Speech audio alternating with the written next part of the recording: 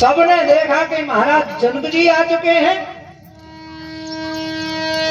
बोले अब कोई चिंता की बात नहीं है। क्यों कि अब राजा आ चुके हैं, वो अपने आप निष्कर्ष करेंगे।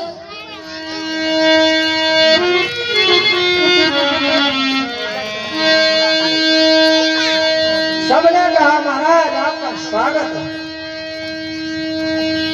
क्या कहा?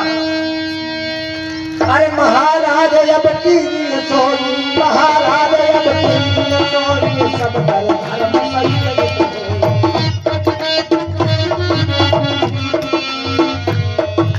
महाराज अब की सोनी, ओ महाराज अब कीजिए सोनी, सब कर धर्म सहित हित। महाराज अब तो ऐसा करो कि धर्म भी रह जाए और सबका हित भी हो जाए। जनक जी ने विचार किया कि बहुत बड़ी जिम्मेदारी दे दी, बहुत बड़ी जिम्मेदारी दे दी। अगर मैं ये कहूं कि राम जी अयोध्या लौट जाए तो ये तो धर्म की बात नहीं है। अगर मैं ये कहूं कि भरत जंगल को चला जाए तो ये भी धर्म की बात नहीं है। धर्म सदैव उभय मत घेरी, और भयगत साप छछूंदर। जनक जी ने बड़ा पश्चाताप किया कि मैं क्यों आ गया यहाँ। इसका निष्कर्ष मेरे वश की बात नहीं। क्यों कि मेरे तो भरत राम दुई आंखें, जैसे महाराज दशरथ जी के थे वैसे मेरे तो चारों ही बराबर है, चारों के जमाई है। अब मैं किसको अच्छा कहूँ किसको बुरा कहूँ। पहले तो जाकर के जनक जी ने कहा कि भाई इसका विचार कल होगा, पहले मैं आया हूँ सभा को देखने के लिए।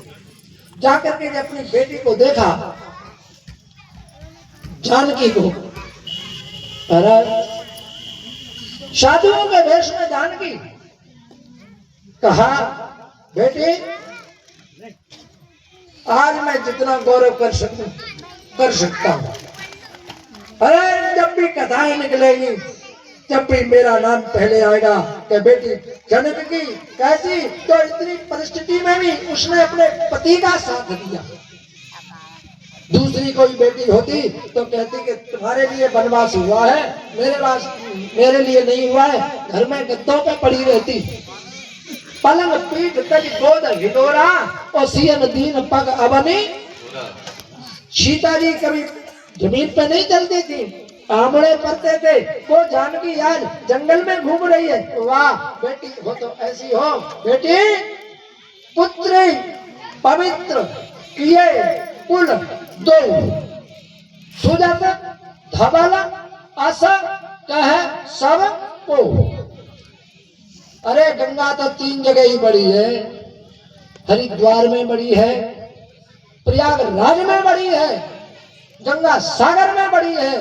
पर मेरी बेटी तो जहां भी संतों का प्रयाग लगेगा, कथा का मंडप का प्रयाग लगेगा, वहां मेरी बेटी सबसे बड़ी होगी। आज मैं गौरव करता हूं कि बेटी हो तो ऐसी हो। सुनैना जी समधिनों से मिली, जैसी स्थिति थी वैसा स्वागत किया। समय के अनुसार स्वागत करना चाहिए। बड़ी प्रसन्न हुई। वो कहने लगी कौशल्या जी। बोले हाँ। बोले विधाता की बुद्धि बड़ी खराब हो गई। बोले कैसे तुमने समझ लिया विधाता की बुद्धि खराब हो गई? बोले दूध के फैन को पबे टांकी, दूध के फैन को तोड़ने के लिए टांकी को पवा करके हथौड़ा से मार के फोड़ना पड़ता है। दूध के फैन को टांकी के हथौड़ा से मार करके फोड़ना पड़ता है, नहीं फोड़ना पड़ता है ना। उसमें तो फूंक लगा दो और वो दूध का फैन का ऊपर का हट जाता है। क्यों? इतना कोमल होता है। अरे इन्हें कष्ट ही देना था तो वही इनको अयोध्या में 2-3 परिक्रमा लगवा देते, ये तो पानी पानी हो जाते। इतना बड़ा कष्ट। कौशल्या जी बोली बहन जी तुम्हारी बात गलत है, तुम्हारी बात वहां करवा देते तो इनके पिताजी की बात का क्या होता। पुत्र वही है जो पिता के कहे को, सूर वही जो जवानी को डांटे, पुत्र वही जो पिता के कहे को, और संपत्ति में तो अनेक हितु हितकारी वही जो विपत्ति के परे।